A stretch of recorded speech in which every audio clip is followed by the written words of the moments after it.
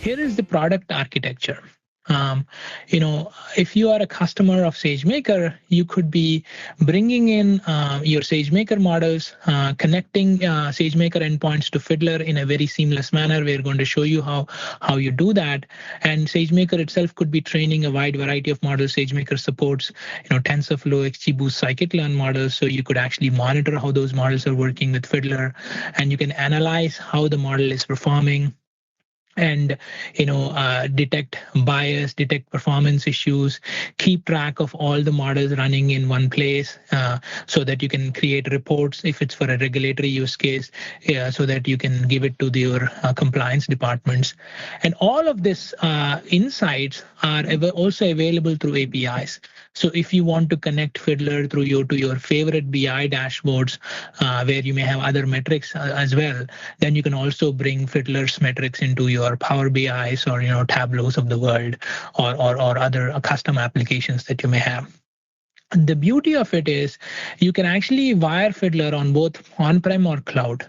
So a lot of the customers that we serve are, financial services companies that are essentially have a lot of hybrid cloud infrastructure going. So some of the workloads are in the cloud like AWS. Some of them are in on-prem in an old data center. Fiddler can seamlessly work across those things. So you can have a SageMaker model running in cloud, and you can have a Fiddler-like system that's running on-prem and cloud, giving you visibility into how your models are performing on both places. So let's look at how Fiddler integrates with SageMaker. As I mentioned, SageMaker is an amazingly scalable platform to create, deploy, and serve models at scale. And we have a lot of customers that are using Fiddler or also using SageMaker.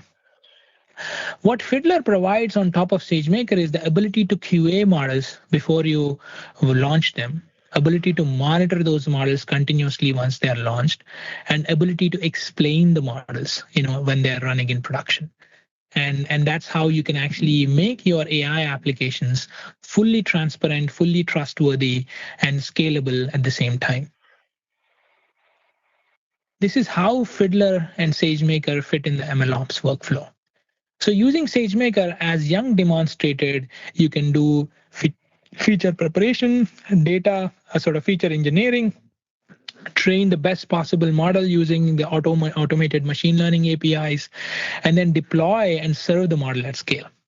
Where Fiddler can help SageMaker developers is once you have trained a model, you can use Fiddler to validate it so that you can review it and test it so that it's actually working as expected. This is where you look into the guts of the model and see how it's coming to arrive at a particular decision.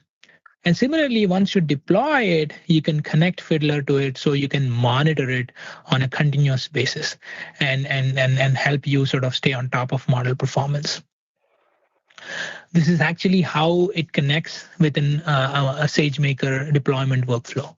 So typically, as Young demonstrated, in SageMaker, you start with some training data and some ground truth like label data that you have collected, and they're typically sitting on S3 after they are joined together, and you spin up like a notebook, which you will use SageMaker's APIs to do feature engineering and model training. Once you've trained a model, it's persisted back into S3, and now you can actually deploy the model so that it can actually is an endpoint is set up, so you're receiving traffic, real production traffic for that model. And so SageMaker has this really nice abstraction called data capture, which allows you to log your inference predictions into this data capture abstraction. Fiddler uses the data capture to collect all the prediction logs. And so this is basically the basic requirement to connect Fiddler to SageMaker.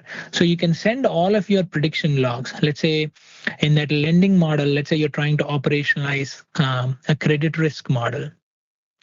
What you will log is your feature vector and the prediction. The feature vector could be like FICO score, loan amount requested, salary of the individual, and the prediction could be the risk probability of approving a loan. So you will log every time a loan application is processed by SageMaker, you will log a particular prediction log entry into data capture, which is collected by Fiddler, and so that it can monitor it on a continuous basis. Additionally, you can also provide the model endpoint or the model artifact to Fiddler. So this is an optional thing. If you want to explain the model, look into how the model is doing, you can point Fiddler to SageMaker's endpoint API or bring that model artifact into Fiddler as well, so you can probe and debug the model, and as well as provide a training sample that you use the training sample so that Fiddler can, make sense of the model using the baseline data that you trained with. So this is a very simple one-click integration with Fiddler. If you have a SageMaker endpoint, we provide a simple API to monitor that SageMaker model by providing the model inputs and outputs, and we will show you how that works. Here is a customer of ours that's using SageMaker and Fiddler in production very successfully today. So Hired.com is a very well-known recruiting company. They use deep learning models to match resumes to relevant jobs. So if you're looking for a job, you go to Hired.com, you prepare your resume, you upload it, and then their matching engine takes it and matches it with relevant jobs so that recruiters can reach you for a given application. And so here they have successfully productionized SageMaker to train these TensorFlow models and deploy them in production. We have worked with Hired to integrate Fiddler into the models running on SageMaker so that their data scientists can monitor the model's performance. How many matches are happening on a given day? How is the model performing? What is the model's accuracy? Is it actually going down or up, or alert me when the model's performance changes? Similarly, how is the model performing on different demographics? It's very important in hiring to make sure that you are providing an equitable service to your users. You're not discriminating against anything like gender or race, even by accident. So Hired uses Fiddler to monitor bias in their models, as well as explain the decisions to different stakeholders. So because it's a recruiting company, they have this wealth of knowledge of what makes a good candidate. They have humans like career counselors, curators, who have built up this wealth of knowledge. And so by explaining how the model is matching the candidates to curators, Hired's data science teams are able to build trustworthy AI applications so that they can deploy these models with confidence. Similarly, they're using some of the explanations to improve the candidate's experience. So let's say when I upload a resume, if I'm not getting enough matches, I might get suggestions to what kind of courses I can do to improve my match rate in the future. And then similarly with recruiters, they basically show snippets of information that help them, here is why we are matching your candidate today for your job request. In particular, they used to spend weeks of time debugging model performance prior to Fiddler. If you are building an ML-based product, your business metrics are dependent on how the model is performing. Right? So when your model is not performing well or some bad data is coming into your model in production, your business metrics will slowly shift and you won't know how that is. And this is a very common issue. This used to be an issue even at Facebook. And we used to struggle before that platform to answer those questions. So when you have a monitoring system like Fiddler, what you can do is you can essentially look into, let's say matches are going down. Why are they going down? Are match predictions going down? Have they shifted week over week or month over month? What features that they're using have changed over time?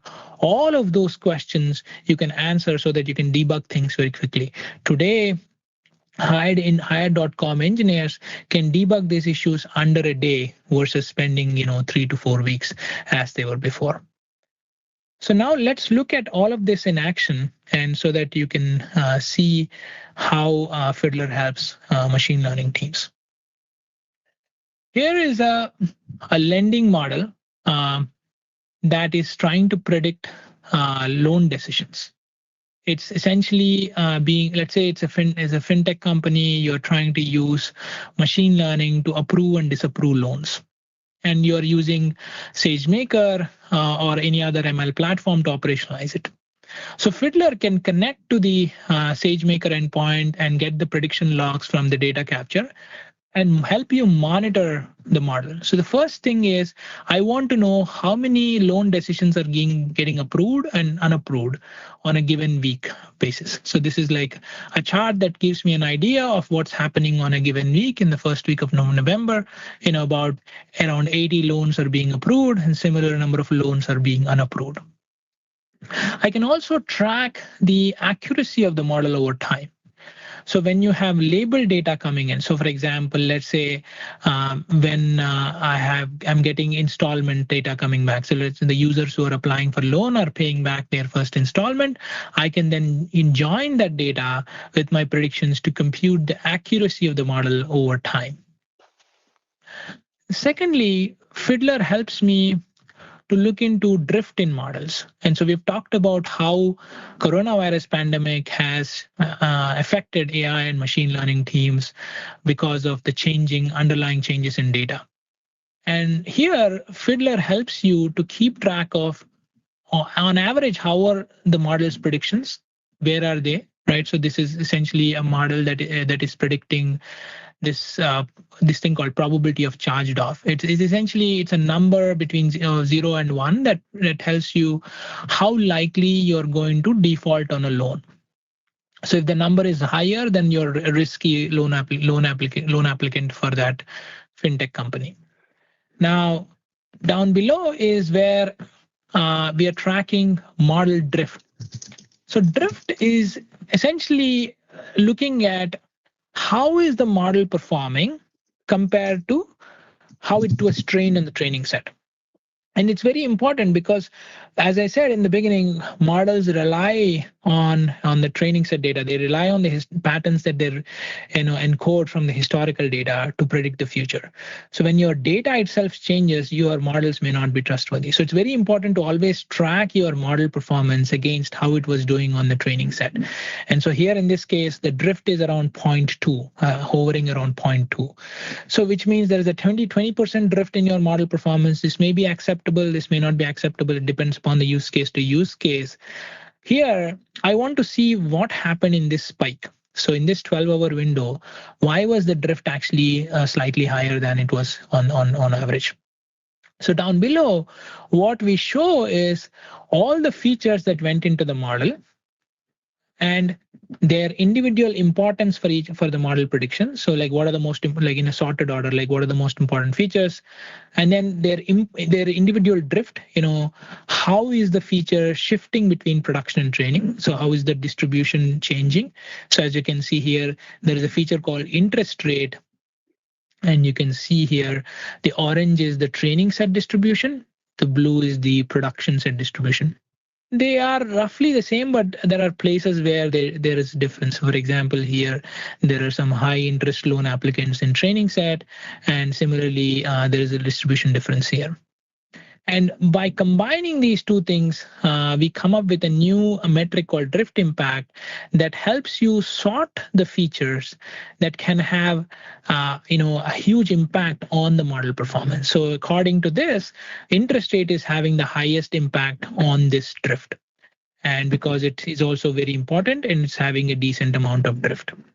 There may be features that have a lot of drift. For example, employee length is having a lot more drift than interest rate. You can see it's about 30% drift, and then you can see why it is, right? So here there are a lot more applicants in the training set across different buckets than they are in production. And so, your drift is quite high, but they're not in the top important metrics. See, employee length is somewhere about number 10 position, but not number 1 because their importance is not very high. So compared to interest rate, employee length is only 0.5% important, whereas interest rate is 3. This is where explainability helps you to diagnose the model performance. So by simply looking at these features one by one, you can set up alerts around this feature drift. You can actually come to this and diagnose model drift issues quickly. So for example, here, let us say I set up a threshold, like alert me anytime the model drifts beyond 20%. And so in this case, I would get an alert for this window. I come here, I can check which features having such a big drift. I can see, for example, accounts open past 24 months, there's some wonkiness here. There are more people applying in production with fewer accounts open than they were in the training set. So I can go and check my logs if this is the case. Is this like any bad data coming through or whatnot? Or I can, ask my business team what's going on. Are there any sort of trends happening and see, and is it actually real or not? So that's how I can sort of stay on top of, model performance. Similarly, I can catch many of these issues in real time at a granular level. For example, as models perform, in production, they're receiving data on a continuous basis, right? And what happens is when you're building these data pipelines or models, there could be code bugs, there could be system errors, could be data issues that could send garbage data to the models. For example, you could have missing values or nans or different type mismatches. So let's say you have a feature that is expecting strings, it is getting numbers. Or if it is a feature that has to get it's a salary that has to be between $100,000 to $500,000, where it's getting values like 1 million or 50,000 that is like not expected, or that is getting missing values, and like it's essentially the data is not being sent at all because some other process upstream has stopped writing the data, right?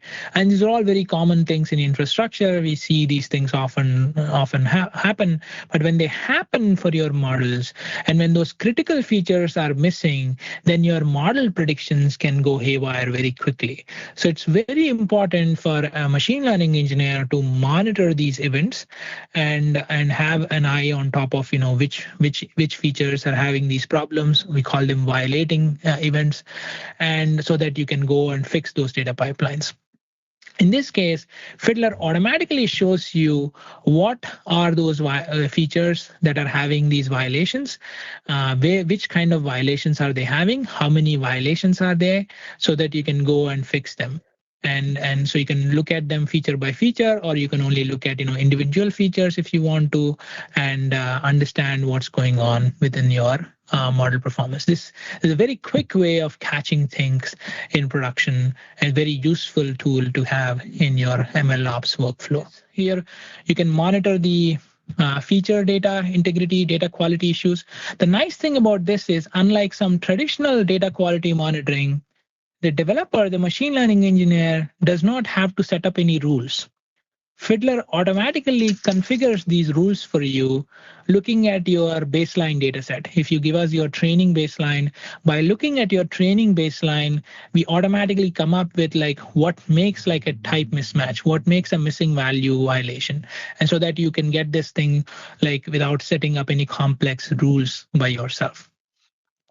Similarly, if I may want to look at, outliers or anomalies coming into my feature data and also coming out of my model, right?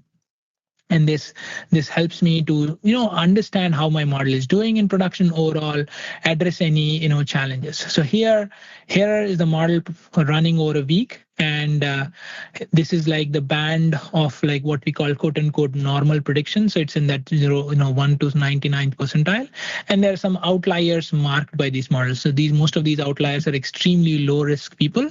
So I'm curious to know what makes this person a low risk person. So I can click on that, and you can actually see here. So for example, this person applied for a $15,000 loan amount.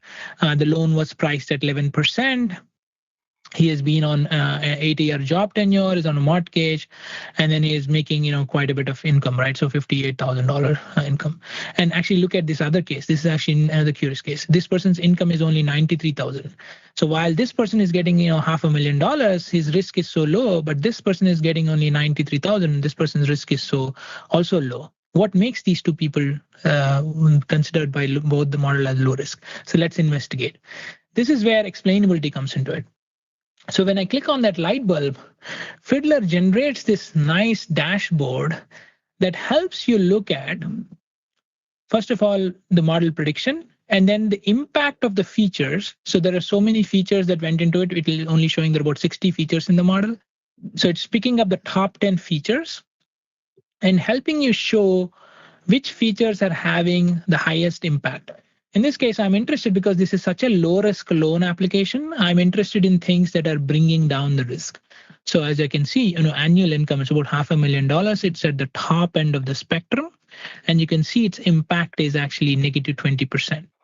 And the second most important feature is FICO score. That's also a little higher. 755 is a very good high FICO score. And that's also dropping the risk prediction by 6%. So now I can reason about, I can ask questions to build intuition with the model. So, okay, my question is, what if this person was making half of that salary? So let's say he's making only 29,000 or 290,000. When I make that change, Fiddler automatically recomputes the prediction and I can re-explain it. And now when I made that change, now you can see that this impact went from negative 16% to negative 12%. And similarly, I can ask, what if this person had 10 accounts open? As I can see, when this happens, the risk increases slightly, but it's still within the bounds. It's very low. It's still very low. And I can see when I move from 1 to 10 accounts in the past 24 months, this particular feature is now becoming a positive contributor of that risk. So this helps me build intuition, help customers that answer questions that they may have to, especially this is useful when you're answering a customer that's going to get rejected. In this case, this person is so low risk that he's going to get accepted. But it also helps me diagnose. So for example, this other person has only like $93,000 in salary. Why is that? Let's try to find out. So it turns out actually in this case, the salary is not on one of the top variables. There are other things in play. First of all, look at the FICO score. It's about 820. It's on the highest band of the spectrum. That's actually getting a 10%. And then there is this feature called, BC limit. I'm expecting this is some credit limit that he got approved. And that's actually very high. He has a very high credit limit. And that's actually also reducing the risk because he's only applying for a loan amount of, I think it was, $15,000, $10,000. So as a result of which, the model thinks it's a very low risk use case, and you can actually underwrite this loan, right? And so this is how you can explain the model live when it's running, when it's making predictions, and you can essentially set up alerts for all of these metrics. So that you can get alerted when your model drifts in predictions, when you have violations for your data quality. You can set up alerts so that your team members can get notified on various different things, PagerDuty, Slack, email, so you can actually come and resolve these issues. So while I show that, there's an interesting way that you can also use Fiddler is to be able to do model audits, when you want to, go back in time and investigate why some things may have happened. So let's say I want to run against my last week's production data, and I can do like some queries. Let's say I want to look at loans that were approved, with loan amount greater than $10,000 and a risk probability greater than 0.3. So here, Fiddler helps you look into each of these loans on a case-by-case basis by doing these type of queries, and then look at. So I'm particularly interested in this particular person. He's got a 44% risk probability, and we may have approved this person's loan. I want to know why. And so when I explain this here, it turns out that this majority of this thing is coming from the interest rate that we priced him at. So 34% is what we priced him at interest rate, and 24% is what we priced him, and that's contributing 34% of this thing. And so now, if I had priced him normally at 12% interest rate, the risk probability drops to 0.24. So I can understand, why this particular loan application got 44% risk probability is mostly because my team priced it at for 24%. If I made it more normal, then his risk probability is within line for me to approve it. So I can actually look at it. The only negative factor that is actually, there are a couple of negative factors. One is he has too many accounts that he has opened in the past 24 months, and his FICO score is also low. Those are the two worrying factors for me as a credit analyst when I'm looking at it, and I can ask the team, what they thought of it and how they approved the loan when they look. This is how you can actually audit, what happened in the past, going back and reproducing it. And the nice thing about it is this works on any kind of model. So far, I have showed you a lending model that is operating on a structured data. With SageMaker, you can build NLP models. NLP is on the rise today. Lots of people are deploying, lots of very interesting LSTM, BERT, lots of very interesting models. It's a very, very interesting space to be in, whether that is sentiment analysis, question answering. Here is an LSTM model that is running on movie reviews data to classify movie sentiment. Now, I want to know how the model is making a particular prediction and what factors it is making, what words it's actually are responsible. And I mean, if you are using Alexa, I have an Alexa at home.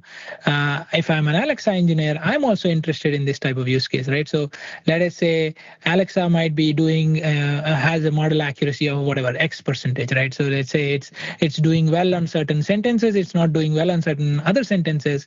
I want to know why the Alexa model is performing the way it is. And so, here is a tool to diagnose that. So in this case, this movie review got a 0.018 sentiment score, and I want to know which words are contributing positively and which words are contributing negatively to that sentiment score.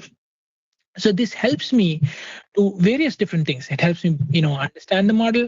It helps me if it's dealing with any biased or politically correct words, right? It helps me to understand, how the different words are coming together, what makes the model, what is sticking, what is working for the model. So in this case, these are the three words that are dominating, that are having a huge negative impact. And I can actually do one thing. So I can fiddle with the model. This is why we named Fiddler, because you can actually fiddle with these inputs.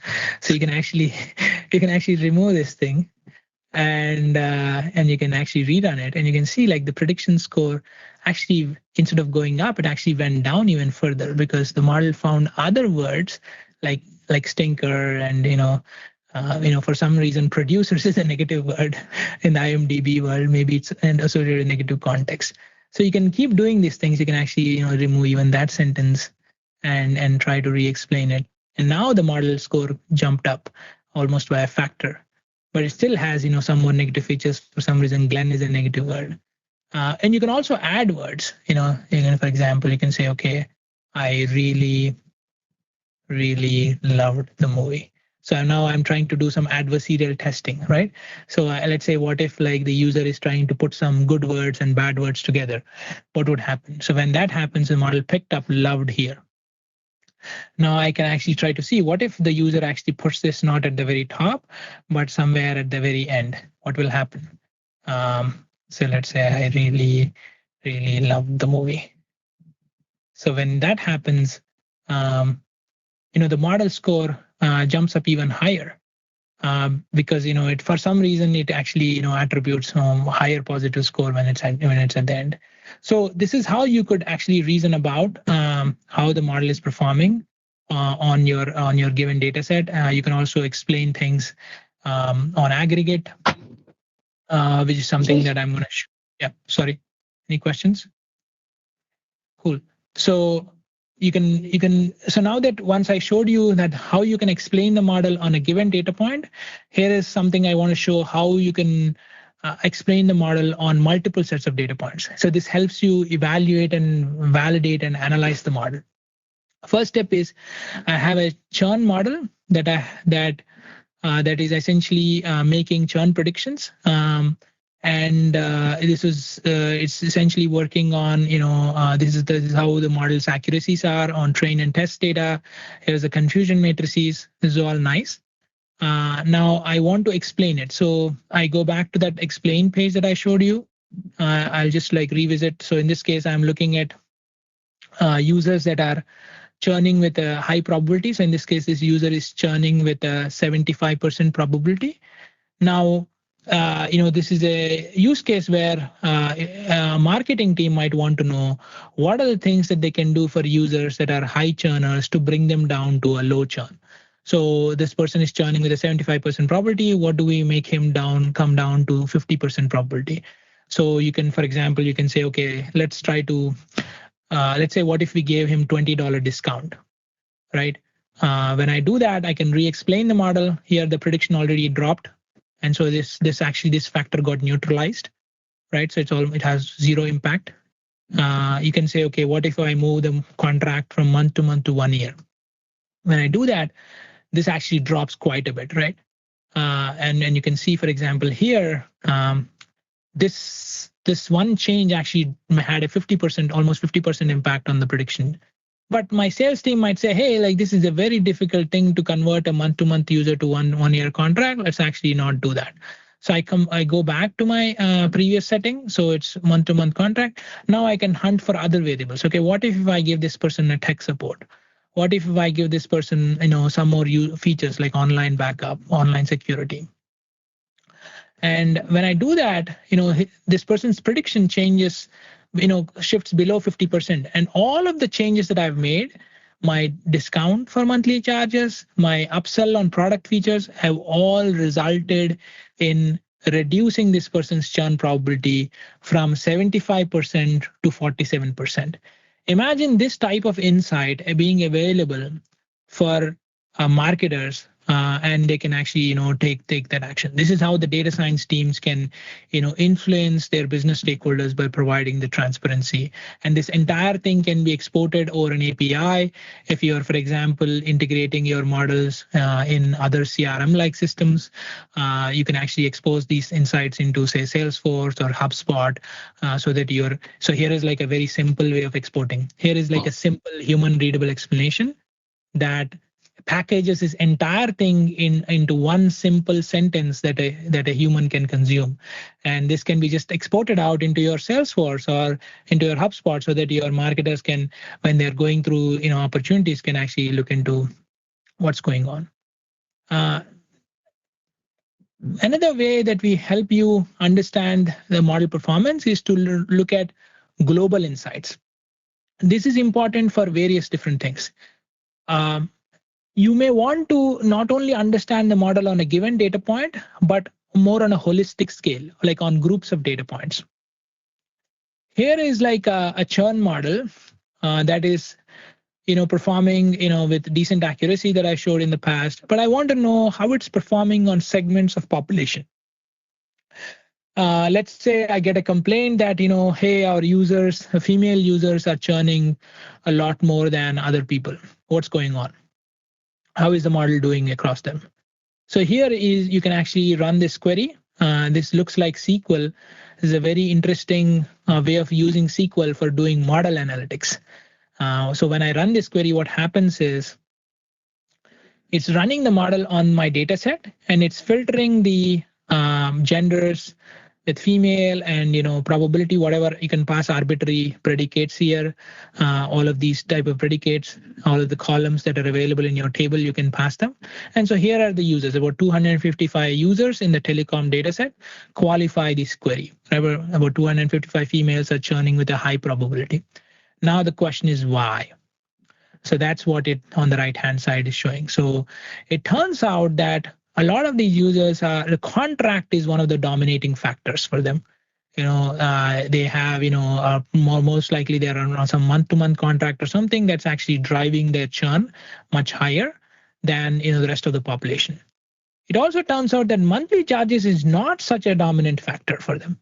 This is a very interesting insight, and it's counterintuitive for me, right? why is monthly charges, usually I expect someone paying high monthly charges to churn high, but in this case, this is actually not true. So I'm interested in digging deeper. So here I want to create a scatter plot that can analyze this data further. So now here I found out that when I plot monthly charges versus churn on this female high churners, I see an interesting insight. A lot of the female churners are already paying $70 or higher in the data set. And so what's happening is the data set, there's no signal for the model to capture. So it's not as important a variable as it is for the other the data set. This is a very interesting insight, right? So for example, I can actually remove this predicate and rerun the query, and I can see that my distribution, see, I have to update this plot. So I can see that my distribution is actually more even. I have people with both low monthly charges and high monthly charges. It's pretty even. And there's probably a better way to look at it. I can also show distribution of monthly charges. So you can see like they're kind of even distributed. But now when I actually include this predicate,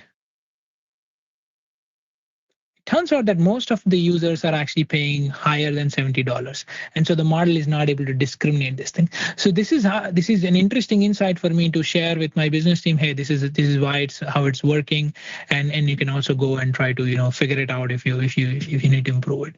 So that's kind of how you would use the system to understand how it's working on different data sets, and like look at segments of users, why they're churning, what's causing them to churn. And you can not only create these plots, you can actually pin them to different, create like a dashboard out of these plots. So Fiddler supports like a nice little a dashboarding capability where you can create all of these charts visually to share to your different stakeholders so that they can come and explore this further. So that's kind of in a nutshell how the product works. We take your data and our model artifact and help you provide these visual insights so that you can help understand how the model is working.